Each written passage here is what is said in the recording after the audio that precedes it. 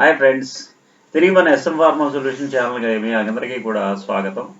గత ఎపిసోడ్స్ అన్నీ కూడా ఒక ప్రొడక్షన్ ఎక్విప్మెంట్స్ ఎట్లా ఉంటాయి, అవి ఎలా ఆపరేట్ అవుతాయి, డిఫరెంట్ టైప్స్ ఆఫ్ సర్వర్స్ ఏంటి, రియాక్టర్స్ ఏంటి, ఆ రియాక్టర్స్ ఏ విధంగా ఆపరేట్ అవుతాయి, డిస్టిలేషన్ ప్రాసెస్ ఏంటి, ఇవన్నీ కూడా మనం చర్చించడం జరిగింది. ఈ ఎపిసోడ్లో మనం కొంత డాక్యుమెంటేషన్ పార్ట్ కూడా మనం వెళ్ళడం చాలా ముఖ్యం. ఎందుకంటే నవేడేస్ మా ఇండస్ట్రీలో ఒక ఎక్విప్మెంట్ ఆపరేషన్తో పాటుగా ఈ రెగ్యులేటరీ అఫైర్స్ కానీ డాక్యుమెంట్స్ ఏవేవైతే మనం డాక్యుమెంట్స్ ఎట్లా మెయింటైన్ చేయాలి అనేది కూడా చాలా ఇంపార్టెంట్ రోల్ ప్లే చేస్తుంది. ఎందుకంటే బోత్ సైడ్స్ మనకి ఎక్స్పోజర్ లేకపోతే చాలా కష్టమైన పని. అందువల్ల ఏంటంటే అసలు ఒక డాక్యుమెంటేషన్ ఏంటి, ఏ టైప్ డాక్యుమెంట్స్ మనం మెయింటైన్ చేయాలి అనేవి ఫర్దర్ ఎపిసోడ్స్ లో కూడా మనం నేర్చుకోవాల్సి ఉంది. ఇప్పుడు పర్టికులర్ గా ఈ ఎపిసోడ్ లోను ఫస్ట్ నేను చర్చించే విషయం ఏంటంటే ఒక ప్రాసెస్ వ్యాలిడేషన్ మనం ఏ విధంగా చేయాలి, అంటే ప్రాసెస్ ని ఏ విధంగా వ్యాలిడేట్ చేయాలి, అసలు వ్యాలిడేషన్స్ ఎన్ని రకాలు, ఏ విధంగా మనం వ్యాలిడేషన్ ప్రాసెస్ ని మనం తీసుకోవాలి, దాన్ని సక్సెస్ఫుల్ గా ఎలా కంప్లీట్ చేయాలనే విషయాలన్నీ కూడా ఈ వీడియో ద్వారా నేను చర్చించబోతున్నాను.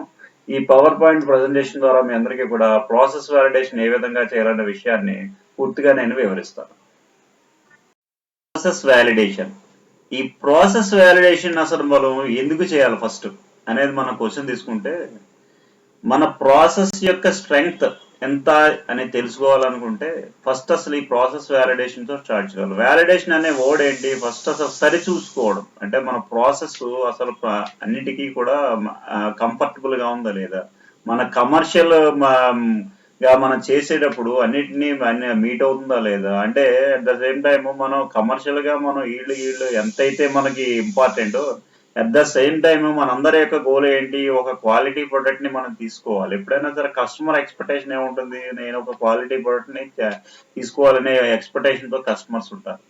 అలాగే మనకి ఏంటి, కంపెనీ యొక్క గోల్ ఏంటి, క్వాలిటీ మెయింటైన్ చేస్తూనే ఈల్డ్స్ ఇవన్నీ కూడా మనకి కావాలి. ఎందుకు, ఈల్డ్ అనేది కంపెనీ యొక్క రిస్క్.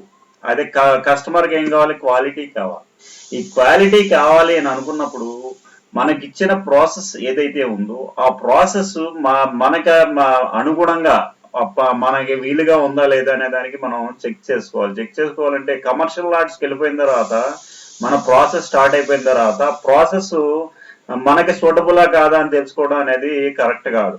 బిఫోర్ దట్ మనం ఏంటంటే కమర్షియల్ లాట్కి వెళ్ళక ముందరే దాని ఆ ప్రాసెస్ అసలు మనకి సూటబిలిటీ ఉందా లేదా అని చెక్ చేసుకునే విధానమే ఈ ప్రాసెస్ వ్యాలిడేషన్. ఈ ప్రాసెస్ వ్యాలిడేషన్ ఇప్పుడు మనం డెఫినేషన్ చూస్తే కనుక ఈ విధంగా ఉంటుంది. ఈ వ్యాలిడేషన్ అంటే ఏంటి ఫస్ట్, ఈ వ్యాలిడేషన్ అంటే ఈ స్లైడ్ మనం చూస్తే కనుక దీని యొక్క డెఫినేషన్ ఈ విధంగా ఉంటుంది. Establishing a documental evidence which provides a high degree of assurance that a specific process will consistently produce a product meeting its pre-determined specification and quality attributes. ఈ డెఫినేషన్ మీరు చూస్తే కనుక దాంట్లోనూ హై డిగ్రీ ఆఫ్ ఎష్యూరెన్స్ ఎవరికి ఇవ్వాలండి, high degree of assurance మన దగ్గర customer ఎవరైతే ఉన్నారో వాళ్ళకి మనం హై డిగ్రీ ఆఫ్ ఎష్యూరెన్స్ ఇవ్వాలంటే మా దగ్గర ప్రొడక్ట్ తీసుకుంటే కనుక అది గ్యారంటీ అది క్వాలిటీ ప్రొడక్ట్ అయ్యి ఉంటుంది అనే దానికి మనకు ఒక ఎష్యూరెన్స్ అయితే మనం మన దగ్గరికి వచ్చే కస్టమర్కి ఇవ్వాలి. ఎలాగా, మనం ఓవరాల్ గా చెప్తే కుదరదండి. బై ఎస్టాబ్లిషింగ్ డాక్యుమెంటల్ ఎవిడెన్స్ అంటే ఏంటి, ఒక డాక్యుమెంటల్ ఎవిడెన్స్ ని మనం ప్రొవైడ్ చేయాలి. ప్రొవైడ్ చేసి ఒక డాక్యుమెంటల్ ఎవిడెన్స్ ని మనం క్రియేట్ చేయాలి. హై డిగ్రీ ఆఫ్ ఎష్యూరెన్స్ ని మన కస్టమర్స్ ఇవ్వగలగాలి. దాంతో పాటుగా దీంట్లో ఒక వర్డ్ వాడాం, కన్సిస్టెంట్లీ అనే వర్డ్ మనం ఉపయోగించాం. ఈ వర్డ్ అనేది ఏంటి, కన్సిస్టెన్సీ అనేది ఫర్ ఆల్ అట్రిబ్యూట్స్ అండి. ఏంటంటే క్వాలిటీ అట్రిబ్యూట్, ఓవరాల్ దాంట్లో ఉండే ఏవైతే అన్ని అయిన ఆల్ ఆస్పెక్ట్స్ మనకి కన్సిస్టెన్సీ అనేది మనకు ఉండాలి. అంటే ఈల్డ్లో కన్సిస్టెన్సీ ఉండాలి, క్వాలిటీలో కన్సిస్టెన్సీ ఉండాలి, అన్ని రకాలుగాని ఈ ప్రొడక్ట్ కన్సిస్టెంట్ అయితే మాత్రమే ఆ ప్రాసెస్ ఎస్టాబ్లిష్డ్ ప్రాసెస్, అది వ్యాలిడేటెడ్ ప్రాసెస్. ఎస్టాబ్లిష్డ్ ప్రాసెస్ ఏదైతే ఉందో అది కన్సిస్టెంట్ ప్రొడక్ట్ అయితే మాత్రమే, మన కన్సిస్టెన్సీ అని ఆల్ ఆస్పెక్ట్స్ లో ఉంటే మాత్రమే అది ఒక వ్యాలిడేటెడ్ ప్రాసెస్ అవుతుంది. ఈ డెఫినేషన్స్ అన్ని దాంట్లో మన మీనింగ్ అంతా దాంట్లోనే వచ్చేసింది. ఎస్టాబ్లిషింగ్ ఆఫ్ డాక్యుమెంటల్ ఎవిడెన్సెస్, దీంట్లో కన్సిస్టెన్సీ ప్రొడక్ట్, ప్రీడిటర్మైన్డ్ స్పెసిఫికేషన్స్ అంటే ముందర ఏ విధంగా అయితే మనం చెప్పుకున్నామో దాని ప్రకారంగా దాన్ని మనం వ్యాలిడేట్ చేస్తే ఆ ప్రాసెస్ కనుక ఎస్టాబ్లిష్ చేసుకుంటే దానినే మనం వ్యాలిడేషన్ ప్రాసెస్ అని అంటాం. ఇదే దీంట్లో ఏం చేస్తాం, నెక్స్ట్ మనం చూస్తే కనుక ఈ వ్యాలిడేషన్స్ ఎన్ని రకాలు, ఫస్ట్ అసలు ఈ వ్యాలిడేషన్ చేసేటప్పుడు ముఖ్యంగా 4 రకాలైన వ్యాలిడేషన్స్ ఉన్నాయి. అవి ఒక ఫస్ట్ ఏంటంటే ప్రాస్పెక్టివ్ వ్యాలిడేషన్. రెండోది రెట్రోస్పెక్టివ్ వ్యాలిడేషన్, మూడోది కంకరెంట్ వ్యాలిడేషన్, నాలుగోది రీవాలిడేషన్. ఈ 4 రకాల వ్యాలిడేషన్స్ తోనూ మనం వ్యాలిడేషన్ చేస్తాం. ఇది ఇప్పుడు అసలు ఈ ప్రాస్పెక్టివ్ వ్యాలిడేషన్ అంటే ఏంటి, రెట్రోస్పెక్టివ్ వ్యాలిడేషన్ అంటే ఏంటి, కంకరెంట్ అంటే ఏంటి, రీవాలిడేషన్ ఏ సమయాల్లో మనం చేయాలనేది నెక్స్ట్ స్లైడ్స్ లో మనం చూద్దాం. అసలు ప్రాస్పెక్టివ్ వ్యాలిడేషన్ అంటే ఏంటి? ఈ ప్రాస్పెక్టివ్ వ్యాలిడేషన్ అంటే రైట్ ఫ్రమ్ ద బిగినింగ్ ఏదైతే మనం ప్రాసెస్ వ్యాలిడేట్ చేస్తామో, అంటే అసలు ప్రాసెస్ అసలు అంతవరకు కూడా మనకి ప్రాసెస్ అంటే ఏంటో తెలియదు. వచ్చిన తర్వాత స్టార్టింగ్ లో ఏదైతే ప్రొడక్ట్ స్టార్ట్ అయ్యేటప్పుడు ఏదైతే మనం వ్యాలిడేట్ చేస్తామో దానినే మనం ప్రాస్పెక్టివ్ వ్యాలిడేషన్ అంటాం. దీనికి మనకి డెఫినేషన్ తీసుకుంటే, to establish a new documental evidence prior to process implementation that a system performs as is intended based on pre-planned protocols. అంటే ఒక ప్రాసెస్ స్టార్ట్ చేసే ముందర, బిఫోర్ ప్రాసెస్ స్టార్ట్ చేసే ముందర ఏదైతే వ్యాలిడేషన్ మనం చేస్తామో దాన్ని ప్రాస్పెక్టివ్ వ్యాలిడేషన్ అని మనం అంటాం. దీన్ని కూడా ఏంటంటే ఏదో ఇందాక మనం చెప్పుకున్నట్టుగా ఏ వ్యాలిడేషన్ చేసినా కానీ అది ఒక డాక్యుమెంటల్ ఎవిడెన్స్ మనం క్రియేట్ చేయడమే. ఆ డాక్యుమెంటల్ ఎవిడెన్స్ ఫర్ వాట్, అదే ఓవరాల్ గా అసలు డాక్యుమెంటల్ ఎవిడెన్స్ ఎందుకు కావాలి? ఒక కస్టమర్ ని మనం వాడిని మనం ఈ ప్రాసెస్ చేస్తున్నాం, ఈ విధంగా చేస్తున్నాం అని చెప్పాలంటే వాళ్ళకి కొన్ని ప్రతిదీ కూడా ఒక ఎవిడెన్స్ అయితే మనం చూపెట్టగలుగుతుంది. ఓవరాల్ గా చెప్పే ఎవిడెన్స్ ఎప్పుడు కూడా అది వ్యాలిడ్ కాదండి. ఎప్పుడైనా సరే అది డాక్యుమెంటల్ ఎవిడెన్స్ అయి ఉండాలి. ఏది మనం ఎవిడెన్స్ చూపెట్టినా అది ఒక డాక్యుమెంటల్ ఎవిడెన్స్ అని మాత్రమే మనం చూపెట్టగలగాలి. ఆ డాక్యుమెంటల్ ఎవిడెన్స్ అన్ని ఆస్పెక్ట్స్ లోనూ కూడా మేము ఇచ్చే ప్రొడక్ట్, మీకు ఏదైతే సప్లై చేసే ప్రొడక్ట్ ఏదైతే ఉందో అవన్నీ కూడా మీ ఎక్స్పెక్టేషన్స్ అనుగుణంగా ఆ ప్రాసెస్ మేము చేసామని చెప్పాలంటే ప్రతి ప్రాసెస్ కూడా వ్యాలిడేట్ అయి ఉండాలి, గ్యారంటీ. ఆ వ్యాలిడేట్ అయి ఉండాలంటే ఫస్ట్ మనం అనుకున్నది ప్రాస్పెక్టివ్ వ్యాలిడేషన్. ఇందాక ఈ డెఫినేషన్ దీంట్లో చెప్పిన విధంగా process right from the beginning, ఏదో ప్రాసెస్ స్టార్ట్ అయ్యేటప్పుడు మనం ఏదైతే ప్రాసెస్ మనం స్టార్ట్ చేసేటప్పుడు మనం ఆ వ్యాలిడేషన్ ఏదైతే చేస్తామో ఆ వ్యాలిడేషన్ మనం ప్రాస్పెక్టివ్ వ్యాలిడేషన్ అంటాం. ఈ ప్రాస్పెక్టివ్ వ్యాలిడేషన్ లో ఎన్ని బ్యాచ్లను మనం సెలెక్ట్ చేసుకోవాలి అంటే, దీంట్లో సెలెక్షన్ ఆఫ్ బ్యాచెస్ లో ఏంటి, 3 కన్జిక్యూటివ్ బ్యాచెస్ ఉండాలి. అంటే ఏంటి, ఒక బ్యాచ్ వచ్చిన తర్వాత మధ్యలో గ్యాప్ వచ్చిన తర్వాత మళ్ళీ ఇంకొక బ్యాచ్ రావడం అట్లాంటిది కాదు. 3 కన్జిక్యూటివ్ బ్యాచెస్ అంటే 3 కంటిన్యూస్ బ్యాచెస్ మనం సెలెక్ట్ చేసుకోవాలి. 3 కంటిన్యూస్ బ్యాచెస్ ని సెలెక్ట్ చేసుకుని మనం వ్యాలిడేషన్ ఏదైతే చేస్తాం దాంట్లో మనం ప్రాస్పెక్టివ్ వ్యాలిడేషన్ అంటాం. అసలు 3 బ్యాచెస్ ని ఎందుకు సెలెక్ట్ చేసుకోవాలి? వై 3 బ్యాచెస్ కన్జిక్యూటివ్ బ్యాచెస్ అంటే, ఒక ఫస్ట్ బ్యాచ్ ఏ వ్యాలిడేషన్ అయినా కానీ ఇదే ఒక క్రైటీరియా అండి. ఏ వ్యాలిడేషన్ కానీ 3 బ్యాచెస్ మనం తీసుకుంటామంటే కనుక ఈ 3 సందర్భాల్లో 3 ఇన్ఫర్మేషన్ తెలియజేయడానికి మాత్రమే మనం ఈ 3 బ్యాచెస్ ని మనం సెలెక్ట్ చేసుకుంటాం. First batch is for information. మొదటి బ్యాచ్ ఏదైతే ఉందో అసలు ఆ ప్రాసెస్ గురించి మనకి ఏమీ తెలియదు. ఫస్ట్ అసలు ఆ ప్రాసెస్ గురించి ఎటువంటి అవగాహన లేదు మనకి, కానీ ప్రాసెస్ మనం ఎస్టాబ్లిష్ చేస్తాం. ఎస్టాబ్లిష్ చేసేటప్పుడు, ఎగ్జిక్యూట్ చేసేటప్పుడు ఫస్ట్ వేసే బ్యాచ్ ఏదైతే ఉందో ఆ బ్యాచ్ మనకి తెలియడం గురించి, అంటే మనకి దాని గురించి కొంత అవగాహన చేసుకోవడానికి చేసే బ్యాచ్ ఏదైతే ఉందో ఫస్ట్ బ్యాచ్ ని మనం ఇన్ఫర్మేషన్ బ్యాచ్ అంటాం. ఆ ఇన్ఫర్మేటివ్ గా అంటే ఏంటి, చేసేటప్పుడు దాంట్లో ఉండే ప్రాబ్లమ్స్ ఏంటి, దాని కండిషన్స్ ఏంటి అన్ని కూడా మొదటి బ్యాచ్ ద్వారా మనకు తెలుస్తాయి, కాబట్టి అది ఇన్ఫర్మేషన్ బ్యాచ్. తర్వాత ఏంటి, రెండో బ్యాచ్ కన్ఫర్మేషన్ బ్యాచ్. అంటే మీకు ఇన్ఫర్మేషన్ వచ్చిన బ్యాచ్ ని అదే మళ్ళీ సెకండ్ బ్యాచ్ లో కూడా అదే టైప్ ఆఫ్ కండిషన్స్ క్రియేట్ అయ్యా లేదా, అదే కండిషన్స్ మళ్ళీ రిపీటెడ్ గా వస్తున్నాయా లేదా అని చెక్ చేసుకోవడానికి మనం ఏదైతే బ్యాచ్ ని సెలెక్ట్ చేసుకున్నామో ఆ సెకండ్ బ్యాచ్ అది కన్ఫర్మేషన్ గురించి చేసే బ్యాచ్. తర్వాత మూడో బ్యాచ్ ఏదైతే ఉందో అది ఎవిడెన్స్. అంటే ఏంటి, ఈ 2 బ్యాచ్లు అయిపోయిన తర్వాత ఫస్ట్ ఏమో ఇన్ఫర్మేటివ్ గా అసలు దాని గురించి ఏమి తెలియనప్పుడు మనం ఆ బ్యాచ్ ని పెర్ఫామ్ చేసాం, అది ఇన్ఫర్మేషన్. తర్వాత ఇన్ఫర్మేషన్ కరెక్టా కాదా అని చెప్పి మనం దాన్ని మళ్ళీ సెకండ్ బ్యాచ్ ప్రాసెస్ చేసాం, అది కన్ఫర్మేషన్. మూడో బ్యాచ్ ఏంటి, ఈ 2 ఇన్ఫర్మేషన్ అయిపోయింది, కన్ఫర్మేషన్ అయిపోయింది, ఇంకా మూడోది ఇంకా ఎవిడెన్సే.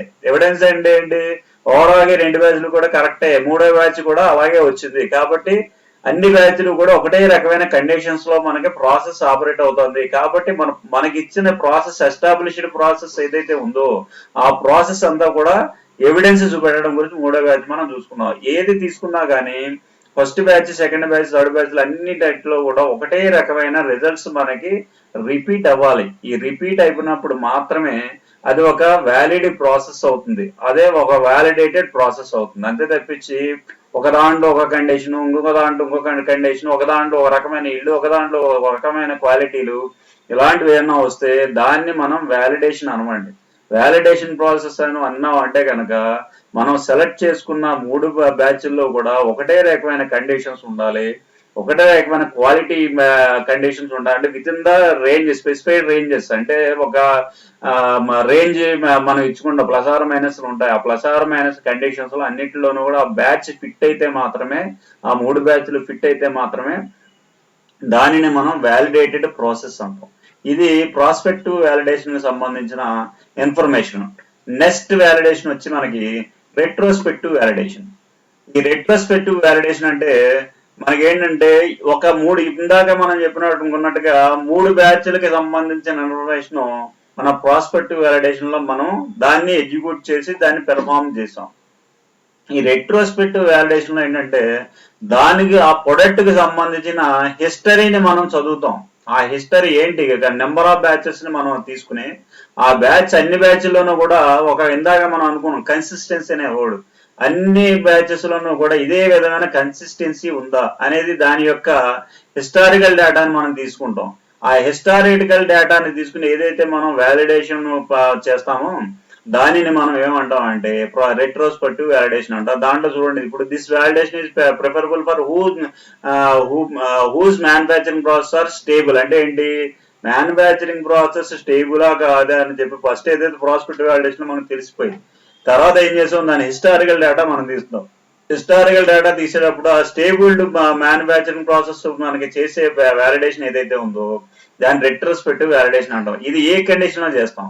This validation is useful to check the historical data of the various batches of the product. అంటే ఏంటి, ఆ కంటిన్యూస్ ప్రొడక్షన్ నడిచేటప్పుడు ఆ హిస్టారికల్ డేటాను మనం దాన్ని కలెక్ట్ చేసి దాన్ని ఒక రిపోర్ట్ గా తయారు చేసి దాన్ని వ్యాలిడేషన్ రిపోర్ట్ గా తయారు చేసుకుని పెట్టుకుంటాం. ఈ హిస్టారికల్ డేటాని ఎన్ని బ్యాచ్ల వరకు మనం తీసుకోవాలి అని తీసుకుంటే సెలక్షన్ ఆఫ్ బ్యాచెస్ లో అట్లీస్ట్ 30 బ్యాచెస్ యొక్క హిస్టారికల్ డేటాను మనం తయారు చేసి ఒక రిపోర్ట్ కింద కనుక తయారు చేస్తే దాన్ని రెట్రోస్పెక్టివ్ వ్యాలిడేషన్ అంటారు. నవేడేస్ ఏంటంటే ఈ రెట్రోస్పెక్టివ్ వ్యాలిడేషన్ కంటిన్యూస్ ప్రొడక్షన్ కి కొంత అజంప్షన్ ఇచ్చారు. ఎందుకంటే మనం ఏపీక్యూఆర్ అనేది ఒకటి మనం తయారు చేస్తాం కంటిన్యూస్ ప్రొడక్షన్ లో. అంటే ఏంటి, యాన్యువల్ ప్రొడక్షన్ క్వాలిటీ రివ్యూ అని, యాన్యువల్ ప్రొడక్ట్ క్వాలిటీ రివ్యూ అనే రిపోర్ట్ ఒకటి తయారు చేస్తాం. ఈ ఏపీక్యూఆర్ లో ఏంటంటే అవి కంటిన్యూస్ బ్యాచెస్ ఉంటాయి కాబట్టి కంటిన్యూస్ గా మనం ప్రాసెస్ చేస్తూ ఉంటాం కాబట్టి నాట్ ఫర్ 30 బ్యాచెస్ అండి. అయితే 100 బ్యాచెస్ అవ్వచ్చు, మోర్ దాన్ 30 బ్యాచెస్ అవ్వచ్చు. ఇంత బ్యాచెస్ కి సంబంధించిన హిస్టరీ అంతా వస్తుంది మనం మెయింటైన్ చేస్తాం కాబట్టి వాటిని ఏం చేస్తామంటే ఏపీక్యూఆర్ తయారు చేస్తున్నారు. ఏపీక్యూఆర్ నథింగ్ బట్ రెట్రోస్పెక్టివ్ వ్యాలిడేషన్ రిపోర్టే. అందుకని ఏంటంటే ఇది కొంతవరకు అజంప్షన్ ఉంది. ఈ రెట్రోస్పెక్టివ్ వ్యాలిడేషన్ ఏపీక్యూఆర్ కనుక మనం చేయగలిగితే ఈ రెట్రోస్పెక్టివ్ వ్యాలిడేషన్ మనం చేయగలం. ఇప్పుడు థర్డ్ వ్యాలిడేషన్ గురించి మనం చెక్ చేద్దాం. దీనికి ఏమంటే కంకరెంట్ వ్యాలిడేషన్. కంకరెంట్ వ్యాలిడేషన్ అంటే మనకి యాక్చువల్గా ఏంటంటే ఈ వ్యాలిడేషన్ కండిషన్స్ ఏంటంటే ఒక స్టేబుల్ ప్రాసెస్ అయి ఉండాలి దేనికైనాను. Next replication of the process, simple గా చెప్పాలంటే ఇప్పుడు మీకు యాక్చువల్గా ఏంటంటే మనం ప్రాస్పెక్టివ్ వ్యాలిడేషన్ లో మనం అనుకున్న విధంగా 3 బ్యాచ్లు మనం తీసుకుని వ్యాలిడేట్ చేసాం. కానీ ఈ కండిషన్ ఏంటంటే మీకు 3 బ్యాచెస్ చేస్తే వ్యాలిడేషన్ కరెక్ట్, కానీ మనకి అంత రిక్వైర్మెంట్ లేదు, మార్కెటింగ్ రిక్వైర్మెంట్ లేదు. మీరు ఒక బ్యాచ్ చేస్తేనే సరిపోయేంత రిక్వైర్మెంట్ మాత్రం ఉంది. యాక్చువల్లీ ఫర్ ఎగ్జాంపుల్ ఏంటంటే మీకు ఒక 300 kgs మాకు మార్కెటింగ్ రిక్వైర్మెంట్ ఉంది, కానీ మీకు వ్యాలిడేట్ చేస్తే మీకు బ్యాచ్ వచ్చేసి 300 kgs వస్తాం, 3 బ్యాచెస్ చేస్తే 900 kgs అవుట్ వస్తుంది. 900 kgs వచ్చేటప్పుడు దాన్ని మనం ఏం చేయాలి, 900 kgs మనకి నిజంగా చెప్పాలంటే మనకి రిక్వైర్మెంట్ లేదు. మనకు ఆ రిక్వైర్మెంట్ లేదు కాబట్టి మనం ఒక బ్యాచ్ చేస్తే సరిపోయేంత రిక్వైర్మెంట్ చాలు మనకి. అంటే ఏంటి, ఒక బ్యాచ్ 300 kgs కనుక మనకు వచ్చేస్తే మన రిక్వైర్మెంట్ ఫుల్ఫిల్ అయిపోతుంది. ఇలాంటి కండిషన్స్ లో మన ప్రొడక్షన్ చేసి మన ప్రొడక్ట్ తీసి పక్కన పెట్టుకుంటాం తప్పించి ఉపయోగం అయితే లేదు. అలాంటి కండిషన్ లో ఏం చేస్తామంటే మన కాంకరెంట్ వ్యాలిడేషన్ అంటే ఏంటి, దీంట్లో ఒక బ్యాచ్ ని మనం సెలెక్ట్ చేసుకుని రిక్వైర్మెంట్ ఎంతవరకు ఉందో అంత ఒక బ్యాచ్ ని సెలెక్ట్ చేసుకుంటాం. సెలెక్ట్ చేసుకుని ఆ బ్యాచ్ ని దానికి వ్యాలిడేషన్ చేస్తాం. వ్యాలిడేషన్ చేసిన తర్వాత దాన్ని మనం కాంకరెంట్ వ్యాలిడేషన్ అని చెప్పి చేస్తాం. కాంకరెంట్ వ్యాలిడేషన్ చేసేసి దానిని మనం రిలీజ్ చేసుకుంటాం. వ్యాలిడేషన్ రిపోర్ట్ కూడా ప్రోటోకాల్స్ అన్ని కూడా ఆ విధంగానే తయారు చేసుకుంటాం. తయారు చేసుకుని ఒక్క బ్యాచ్ యొక్క ఇన్ఫర్మేషన్ అంతా కూడా మొత్తం తయారు చేసి మనం వ్యాలిడేషన్ చేసి మార్కెటింగ్ రిలీజ్ చేస్తాం. ఈ రిపోర్ట్ ఎప్పుడు క్లోజ్ అవుతుంది, ఈ రిపోర్ట్ ఏంటంటే కంకరెంట్ వ్యాలిడేషన్ మొదట చేసాం, మళ్ళీ ఇంకొకసారి మనకు ఆర్డర్ వచ్చినప్పుడు రిక్వైర్మెంట్ ఉన్నప్పుడు మళ్ళీ ఈ వ్యాలిడేషన్ మళ్ళీ చేస్తాం. చేసినప్పుడు అలా మొత్తం 3 బ్యాచెస్ కంప్లీట్ అయిన వెంటనే కంకరెంట్ వ్యాలిడేషన్ ఒక రిపోర్ట్ మొత్తం కంప్లీట్ చేసి వ్యాలిడేషన్ క్లోజ్ అయినట్టుగా క్లోజ్ చేస్తాం. కాకపోతే ఇండివిజువల్ ప్రోటోకాల్స్ అన్ని తయారు చేసుకుని ఎవ్రీ టైం ఇండివిజువల్ ప్రోటోకాల్ చేయాలి. ప్రతి డాక్యుమెంట్ కూడా తయారు చేసుకుంటూ వెళ్ళి 3 టైమ్స్ చేసిన తర్వాత దాన్ని 3 బ్యాచెస్ మొత్తం కన్యూక్యూటివ్ బ్యాచెస్ మొత్తం కంప్లీట్ అయిపోయిన తర్వాత ఆ రిపోర్ట్ తయారు చేసి క్లోజ్ చేస్తాం. ఇది కంకరెంట్ వ్యాలిడేషన్ కి సంబంధించిన ఇన్ఫర్మేషన్. సరే, ఇప్పుడు వ్యాలిడేషన్ చేసేటప్పుడు అసలు రిక్వైర్మెంట్స్ ఏం కావాలి? అసలు ఒక వ్యాలిడేషన్ చేయాలంటే మనకి ఏమేమి రిక్వైర్మెంట్లు కావాలి? ఇప్పుడు దీంట్లో ఈ ట్యాబ్లో ఫారంలో చూపెట్టిన విధంగా మీకు ఈ వ్యాలిడేషన్ చేయాలంటే ఇవన్నీ కావాలి. ఫస్ట్ ఏంటి, ఒక క్వాలిఫైడ్ ఎక్విప్మెంట్స్ కావాలి. క్వాలిఫైడ్ ఎక్విప్మెంట్ ఎందుకు కావాలి మీకు? క్వాలిఫైడ్ ఎక్విప్మెంట్ అసలు ఎక్విప్మెంట్ క్వాలిఫై చేయాల్సిన పరిస్థితి ఏమొచ్చింది? అసలు ఈ క్వాలిఫికేషన్ కి సంబంధించిన ఇన్ఫర్మేషన్ అంతా ఫర్దర్ వీడియోస్ లో కూడా ఎక్విప్మెంట్ ని ఎలా క్వాలిఫై చేయాలనే విధానాన్ని మనం తెలుసుకుందాం. అసలు క్వాలిఫైడ్ ఎక్విప్మెంట్ ఎందుకు? క్వాలిఫైడ్ ఎక్విప్మెంట్ లేకుండా మీరు ఏం ప్రాసెస్ చేయగలరు? ఇప్పుడు సింపుల్ గా చెప్పాలని ఒక ఎగ్జాంపుల్ తీసుకోవాలనుకుంటే, మీరు ఒక ఆర్గనైజేషన్ లో పనిచేయాలని అనుకున్నప్పుడు మీకు ఒక కెమిస్ట్ లేకపోతే ఎగ్జిక్యూటివ్ కేడర్ లోనే మీరు పనిచేయాలి. ఫార్మాండేషన్ లో ఏదైనా ఒక ఉద్యోగాన్ని మీకు వెళ్ళినప్పుడు మీకు కొన్ని అర్హతలు ఉండాలి. అంటే ఒక మినిమం గ్రాడ్యుయేట్ అయి ఉండాలి, లేదా పోస్ట్ గ్రాడ్యుయేట్ అయి ఉండాలని, ఫర్దర్ గా గుడ్ లుకింగ్ పర్సనాలిటీ ఉండాలని, ఫెయిర్ లుకింగ్ పర్సనాలిటీ, సంథింగ్ ఏవో కొన్ని క్వాలిఫికేషన్స్, కొన్ని అర్హతలు అయితే ఒక ఆర్గనైజేషన్ ఫిక్స్ చేస్తుంది. ఆ అర్హతలకి మీరు లోబడి మీరు ఉంటేనే ఆ పోస్ట్ కి మీరు ఎలిజిబుల్. దాన్ని బట్టే మిమ్మల్ని సెలెక్ట్ చేయడం జరుగుతుంది. అలాగే ఇక్కడ ఒక ప్రాసెస్ ని మనం చేయాలి అని అనుకున్నప్పుడు సెలక్షన్ ఆఫ్ ఎక్విప్మెంట్ చాలా ఇంపార్టెంట్. లాస్ట్ టైం కూడా మనం ఈ ఎస్ఎస్ఆర్లు జిఎల్ఆర్లు చెప్పుకునేటప్పుడు మొత్తం ఇన్ఫర్మేషన్ అంతా కూడా చెప్పాం. ఒక ప్రాసెస్ చేయాలనుకుంటే, ఒక ఆపరేషన్ చేయాలంటే, ఒక రియాక్షన్ చేయాలంటే type of selection of equipment చాలా ఇంపార్టెంట్. ఈ సెలక్షన్ ఆఫ్ ఎక్విప్మెంట్ చేసుకునేటప్పుడు అసలు దాన్ని క్వాలిఫై చేసుకోవాలి. అంటే అది ఆ సూటబిలిటీ అనమాట. Qualification in nothing but suitability. ఆ సూటబిలిటీ ఆఫ్ ది ఎక్విప్మెంట్ ఉందా లేదా అనేది చాలా ఇంపార్టెంట్. కాబట్టి ఆ క్వాలిఫైడ్ ఎక్విప్మెంట్ ని మనం సెలెక్ట్ చేయాలి వ్యాలిడేషన్ చేయాలంటే. Next, technical transfer document are development report. ఇది ఎక్కడి నుంచి వస్తుంది? ఈ టెక్నికల్ ట్రాన్స్ఫర్ డాక్యుమెంట్ అనేది మనకి ఆ రీసెర్చ్ అండ్ డెవలప్మెంట్ R&D నుంచి జనరేట్ అవుతుందండి. ఈ R&D డిపార్ట్మెంట్ నుంచి వాళ్ళు ఏం చేస్తారు, మొత్తం ప్రాసెస్ అంతా కూడా వాళ్ళు మొత్తం రీసెర్చ్ చేసిన తర్వాత, కొన్ని ఎస్టాబ్లిష్ అయిపోయిన తర్వాత వాళ్ళ దగ్గర కూడా సేమ్ ప్రాసెస్ నడుస్తుంది. వాళ్ళ దగ్గర కూడా వ్యాలిడేట్ చేస్తారు R&Dలో. అదంతా కూడా పర్ఫెక్ట్ గా ఉంది అనుకున్న తర్వాత కమర్షియల్ లాట్ గురించి మన దగ్గరికి, మన ఇండస్ట్రీకి పంపిస్తారు, సైట్ కి పంపిస్తారు. ఆ సైట్ కి పంపించినప్పుడు ఏం చేయాలి, వాళ్ళు మొత్తం టెక్నికల్ ట్రాన్స్ఫర్ డాక్యుమెంట్ ఈ విధంగా ప్రాసెస్ చేయాలి, ఈ విధంగా పారామీటర్స్ మీరు మెయింటైన్ చేయాలి, ఇంత రేషియోలో మీరు ఈ కెమికల్స్ అన్ని కూడా మేకప్ చేయాలి, మిక్సప్ చేయాలనే కండిషన్స్ అన్ని పెడతా ఒక technical transfer document are development report అనే దాన్ని మనం పంపిస్తారు. దీన్ని TTD document are development report అంటాం. ఈ రిపోర్ట్ మీకు సైట్ కి చేరుతుంది.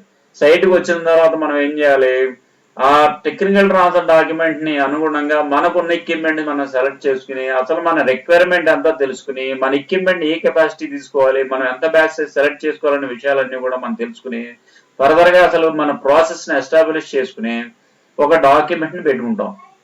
ఆ డాక్యుమెంట్ అంటే బ్యాచ్ ప్రొడక్షన్ రికార్డు. ఈ బ్యాచ్ ప్రొడక్షన్ రికార్డు కూడా ఫస్ట్ బ్యాచ్ షీట్ ఎవరు ఇష్యూ చేయాలి. ఈ ఫస్ట్ బ్యాచ్ షీట్ అనేది రీసెర్చ్ అండ్ డెవలప్మెంట్ డిపార్ట్మెంట్ వాళ్ళే తయారు చేసి ఇస్తారండి. యాక్చువల్ గా అయితే మనం చేయవలసింది అయితే R&D డిపార్ట్మెంట్ నుంచే ఫస్ట్ బ్యాచ్ ప్రొడక్షన్ రికార్డు మనకి జనరేట్ అయ్యి వస్తుంది. అది కూడా related to technical transfer document కి సరిపోలుస్తూ మొత్తం అక్కడ టీటీడీ డాక్యుమెంట్ ఏ విధంగా అయితే చెప్పారు, పారామీటర్ లో 25 to 35 degrees మెయింటైన్ చేయాలంటే టెంపరేచర్ అదే ఉండాలి. అదే అసలు రేషియో 1:5 వాల్యూమ్స్ ఈ కెమికల్ ఎక్స్ కెమికల్ వాడాలనుకుంటే 1:5 వాల్యూమ్స్ మన ఎక్స్ కెమికల్ వాడాలి. ఈ విధంగా టెక్నికల్ ట్రాన్స్ఫర్ డాక్యుమెంట్ లో ఏ విధమైన ఇన్ఫర్మేషన్ ఇచ్చారో ఆ విధమైన ఇన్ఫర్మేషన్ అంతా తెలియజేస్తూ మనం ఏం చేయాలి, R&D department in coordination with production department ఒక బ్యాచ్ ప్రొడక్షన్ రికార్డు మన వాళ్ళు జనరేట్ చేసి మనకి ఇస్తారు. ఆ బ్యాచ్ ప్రొడక్షన్ రికార్డ్ ని మనం ఏం చేయాలి, ప్లాంట్ లో మనం ఎగ్జిక్యూట్ చేయాలి. ఇందాక మనం అనుకున్నాం 3 ఎగ్జిక్యూటివ్ బ్యాచెస్ ప్రాసెస్ వ్యాలిడేషన్ అయితే సెలెక్ట్ చేసుకుని, ప్రాస్పెక్టివ్ వ్యాలిడేషన్ అయితే మన 3 బ్యాచెస్ మనం ఎగ్జిక్యూట్ చేస్తాం. దీంట్లో అసలు ఏదైనా ఒక ప్రాసెస్ చేయాలని అనుకున్నప్పుడు ఒక ప్లాన్ ఉండాలండి. ఎప్పుడే ఏ పని చేయాలన్నా, మన ఇంటి దగ్గర ఏ చిన్న పని చేయాలన్నా కానీ ఒక ప్లాన్ చేసుకునే చేస్తాంగా. అలాగే ఈ వ్యాలిడేషన్ సక్సెస్ అవ్వాలి అని అనుకున్నప్పుడు మనం ఏదో అప్పటికప్పుడు మళ్ళీ డెసిషన్ తీసుకుని వెళ్ళడం కాదు. ఫస్ట్ అసలు వ్యాలిడేషన్ మాస్టర్ ప్లాన్ తయారు చేయాలి. అసలు ఏ విధంగా వ్యాలిడేషన్ చేయాలి, ఏ విధంగా మూవ్ అవ్వాలి. జస్ట్ లైక్ ఇది ప్రీ ప్లానింగ్ అనమాట. ఏ విధంగా వెళ్ళాలి, ఏ విధంగా చేయాలి, ఎక్కడ ఆపాలి, ఎక్కడ కంట్రోల్ చేయాలి, ఏ విధమైన ఇన్ఫర్మేషన్ అంతా తెలియజేస్తూ ఒక డాక్యుమెంట్ తయారు చేయాలి. దానినే మనం వ్యాలిడేషన్ మాస్టర్ ప్లాన్ అంటాం. ఈ వ్యాలిడేషన్ మాస్టర్ ప్లాన్కి అనుగుణంగానే మిగతా అన్ని కూడా తయారవుతాయి.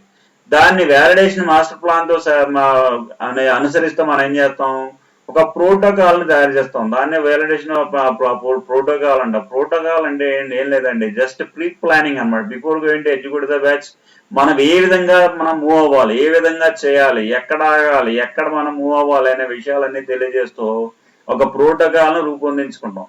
సింపుల్ గా చెప్పాలంటే ఇప్పుడు ఒక ప్రైమ్ మినిస్టర్ లేదా ఒక విఐపీస్ మేము మూవ్ అయ్యేటప్పుడు ఒక ప్రోటోకాల్ ని మనం క్రియేట్ చేస్తారు. అంటే ఏంటి, 10 గంటల 15 నిమిషాలకి ప్రైమ్ మినిస్టర్ గారు ఇక్కడ ఉంటారు, లేదా 10 గంటల 50 నిమిషాలకి ఎక్కడికి వెళ్తారు.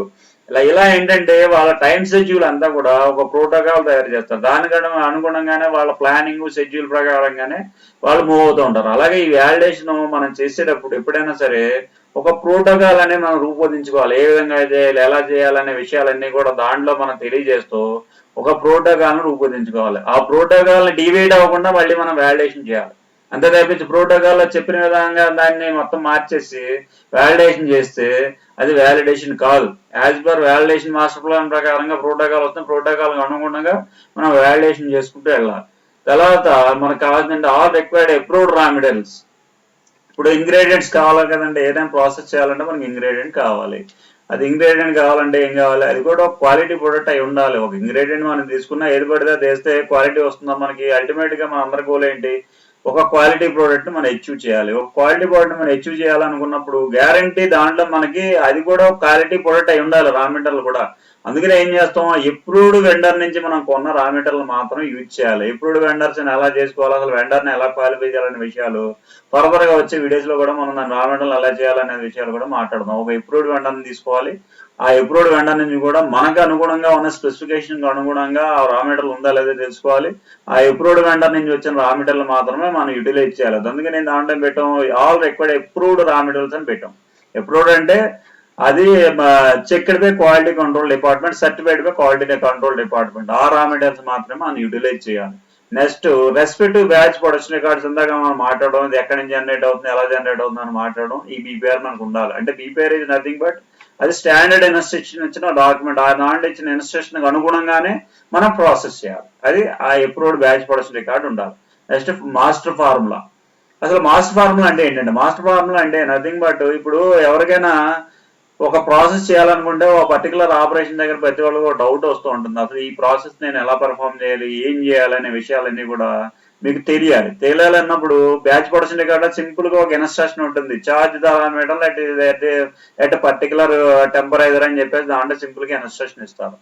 ఈ మాస్టర్ ఫార్ములా ఏం చేస్తారు, దానికి ఎలాబరేటెడ్ ఫామ్ ఉంటుంది. అంటే ఏంటి, ఆ పర్టికులర్ రా మెటీరియల్ యొక్క సేఫ్టీ కన్నా సంబంధించిన ఇన్ఫర్మేషన్, ఈ టెంపరీలో తక్కువ టెంపరీలో చేస్తే ఏమవుతుంది, ఎక్కువ టెంపరీలో చేస్తే ఏమవుతుంది, నెగిటివ్ ఏం జరుగుతుంది, పాజిటివ్ ఏం జరుగుతుంది, ఒకవేళ చేయకపోతే కనుక వచ్చే యాడ్వర్స్ ఎఫెక్ట్స్ ఏ ఉంటాయి. ఇవన్నీ కూడా ఇన్ఫర్మేషన్ అంతా కూడా ఎలాబరేటెడ్ ఫామ్ లో ప్రతి స్టెప్ కి సంబంధించిన క్రిటికల్ ఆపరేషన్ సంబంధించిన ఇన్ఫర్మేషన్ అంతా కూడా ఈ మాస్టర్ ఫార్ములాలో చెక్ చేయడం, అది ఇన్ఫర్మేషన్ ఇవ్వడం జరుగుతుంది. ఈ మాస్టర్ ఫార్ములా చదువుకుంటే ఎంత ఎలాంటి తెలియని విషయం అయినా సరే ఎదరికి వెళ్ళిపోతూ ఉంటుంది అన్నమాట.